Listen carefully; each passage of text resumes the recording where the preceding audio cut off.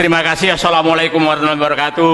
Karena ini saya menganggap penting sekali, bapak-bapak hadirin semua yang saya hormati, mohon maaf saya tidak sebutkan satu persatu. Saya tadi karena judulnya adalah apa yang kita hadapi dan bagaimana solusinya ke depan, saya mencatat ada 10 masalah, ada 10 warisan yang kami akan terima dari rezim ini. Mau tidak mau itu harus kita terima. Ini jangan disamakan 10 firman Allah menghadapi Fir'aun.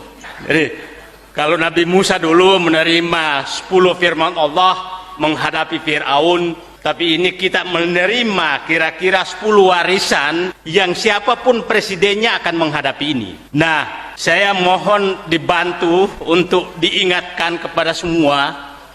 Pertama adalah, wahai penguasa, kau sudah membuat utang meroket.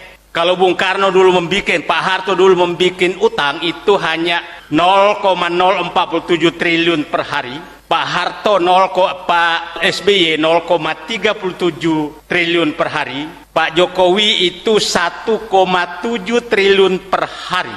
Kalau ditambah dengan BUMN 3 triliun per hari. Jadi kalau ada yang menyatakan negara ini makin bagus, tiap hari kita ditambah utang 3 triliun per hari.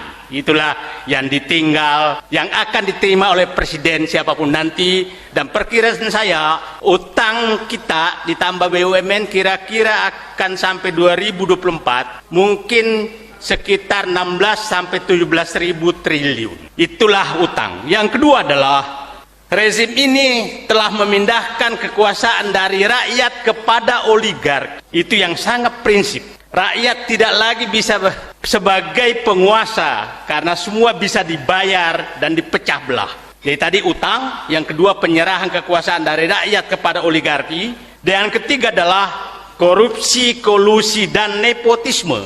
Tidak tanggung-tanggung kalau Pak Harto 30 tahun baru berani memunculkan anaknya sebagai calon menteri. Kalau ini hanya 3 tahun sudah muncul anak dan menantu. Hebat. Jadi memang kolusi, maju dengan pesat. Yang keempat adalah infrastruktur yang mangkrak dan tidak layak. Itu kita akan terima sebagai warisan yang sangat berat. Tidak mangkrak dan tidak layak itu akan banyak sekali terjadi. Bandara, jalan tol, pelabuhan, dan lain-lain akan kita terima dan kita akan menyicil utang tersebut. Kita sudah merasakan dengan kereta api cepat, maka harga tiket kereta semua naik. Dan itu juga akan terjadi di tempat-tempat lain, nanti akan naik semua karena beban utang yang sangat besar. Ya, beban daripada infrastruktur yang mangkrak itu, karena setiap mangkrak maka dibebankan ke yang lain. Yang kelima adalah hancurnya kohesivitas sosial. Tadi yang dipecah belah selalu adalah umat Islam, dan itu sedang dihancurkan. Siapapun yang tidak menjilat penguasa maka dicap radikal, kadrun, teroris. Itulah cap yang diberikan kepada orang-orang bukan penjilat. Mungkin saja nanti yang rombongan tadi yang datang dari Sumatera, dari Jakarta ke sini, yang menemani Pak Gatot, ini istilah saya rombongan manusia-manusia bernyali. Datang ke Sumatera Barat, mungkin saja pulang bahwa inilah rombongan manusia kadrun. Itu pasti diberikan oleh mereka. Tapi nggak apa-apa, kita terima saja gelar-gelar itu. Tapi saya menyatakan, rombongan Pak Gatot yang dikomandani Pak Bahtiar Hamzah adalah rombongan manusia-manusia bernyali untuk ketemu orang-orang yang mendirikan NKRI ini di Sumatera Barat. Yang keenam adalah ketidakadilan. Ketidakadilan ini sangat nyata dihadapi oleh kami. Tadi Pak GN menyebutkan ada 3 narapidana, yaitulah korban ketidakadilan. Tapi bangga sebagai narapidana. Saganda Nainggolan, Anton Permana, dan Jumhur Hidayat. Itu tegak menghadapi, dan itulah kita pahami betul hari dan jam yang sama mereka dicokot untuk dibawa masuk ke penjara.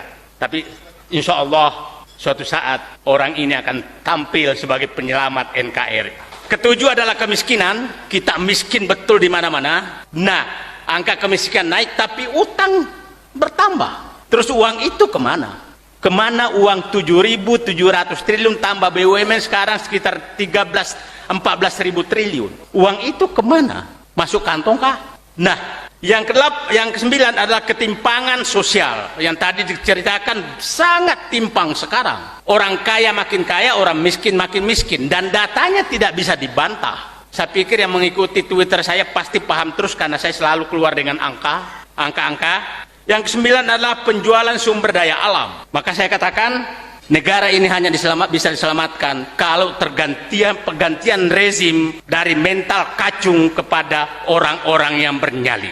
Itu saya pikir yang kita harus tanamkan selain kebersamaan. Saatnya mental kacung menyerahkan kekuasaan ini untuk menyelamatkan negeri ini kepada manusia-manusia bernyali yang berhasil, yang punya semangat dan tidak takut menghadapi para cukong-cukong kekuasaan yang membungkus diri sebagai mentor para politisi-politisi tertentu. Itu saya pikir yang perlu kita rumuskan nanti.